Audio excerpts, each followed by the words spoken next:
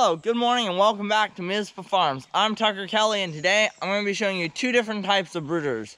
One for chickens and turkeys, and one for waterfowl. They're pretty similar, but there's a couple differences that I'll go over. I'm going to start with the chicken one, but first, what's a brooder anyways? A brooder is a place where you will put your baby birds after they hatch. It's got a heat lamp, obviously food, water, and bedding. It's a safe place, not very drafty. It's a place where they can go be warm and safe until they're big enough to go outside, and eventually, when they get all big, they can join the rest of the flock. The brooder house I'm in right now is specially designed for waterfowl, but our friends the Canes over at Crunchy Farms in Alton, they've got a great brooder setup for chickens because they raise like 500 plus a year. So last time we went up there, I got some footage of their brooder setup, so let's start with that. This is the Canes brooder setup. It is in their barn. The waterer here is hooked up to 5-gallon buckets which gravity feed it with fresh water. The chickens have this box which is made out of wood that has the heat lamp bulbs in it to give them a nice, safe, warm place to go. This is what the box looks like when it's not being used.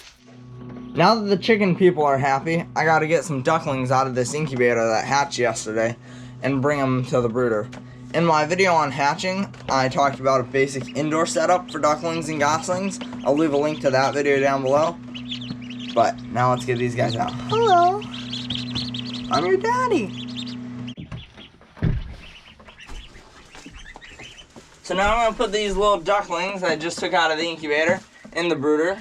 This is what I do is, I dip their beak in water. This goes for ducks, chickens, turkeys, any type of fowl. Either if you hatch them or get them in the mail. Dip it in food and then put them gently under the heat lamp. Do that with all of them so they know where the food and the water is.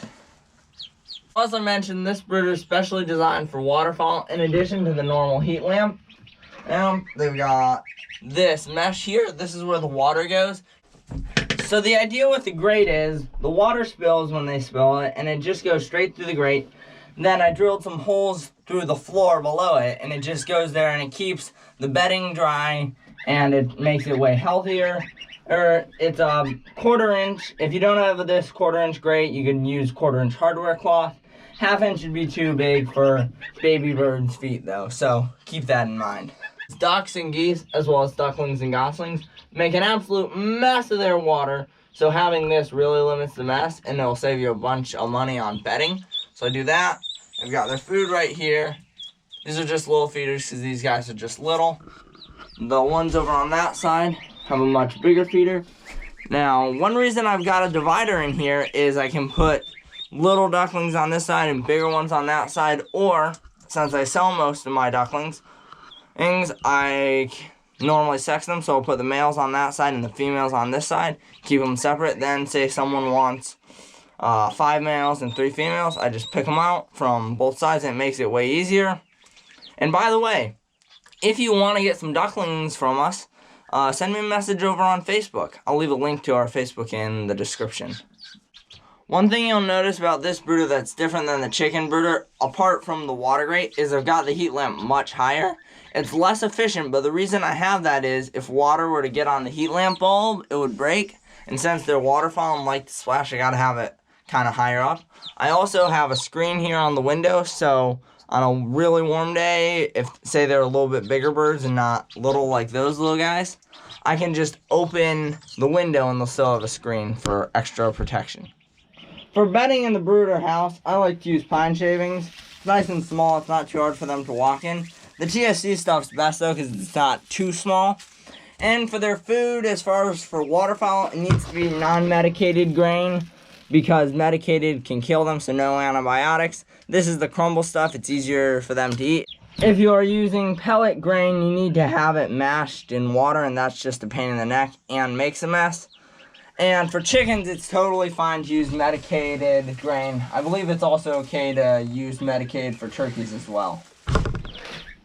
Quick shout out to Mrs. Devori's class in Yeshiva Katana Waterbury. I gave them 8 hatching eggs, duck hatching eggs, and the whole class managed to hatch out 6 ducklings. So congratulations, guys. They sent 3 of them back for me. Hello. They are super friendly being raised in the class. One thing I can recommend is spending a lot of time with your little birds when they hatch, because they'll just be so much more friendly like these guys. They'll eat out of my hands, they'll come over to say hi, even when I don't have food. So that's great, and they're extra happy if you hatch them yourself, like in an incubator, but that does not stop them from trying to knock over the camera. Is that right, troublemakers? As for the outside of the brooder house, there's nothing special. This is just the old duck house where I kept the ducks last year and for a couple years before that. It's got windows all along this side, which is nice, because as we know, sunlight kills germs and that type of bad stuff, bacteria.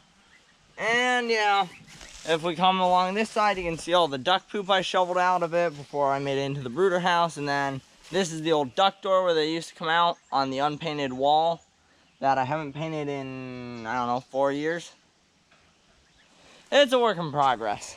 Thanks for watching. I hope this video was of some help or enjoyment to you. If it was, please give us a thumbs up and subscribe.